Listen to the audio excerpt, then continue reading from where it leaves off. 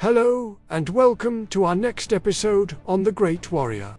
Here, Alexander is confronted with an unseen and unexpected enemy. As Alexander the Great pressed deeper into Persian territory in the summer of 333 BCE, an unseen enemy nearly accomplished what the Persian army had failed to do: end his life. A sudden, severe illness struck Alexander down in Tarsus, plunging his army into despair and threatening to unravel his entire ambitious campaign. His recovery would hinge on a dramatic act of trust and courage. After his symbolic triumph at Gordium, Alexander the Great resumed his eastward march, leading his army out of Phrygia, through Cappadocia, and towards the formidable barrier of the Taurus Mountains. His immediate objective was Cilicia, a fertile coastal plain on the northeastern Mediterranean. To reach it, he had to pass through the legendary Cilician Gates, a narrow, rugged gorge that was easily defensible.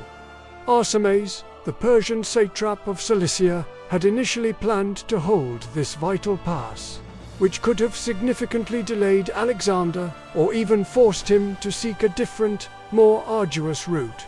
However, perhaps fearing being outflanked by Alexander's swift movements, or under orders from Darius III to preserve his forces and join the main imperial army assembling in Syria, Arsames abandoned the Cilician Gates without a fight.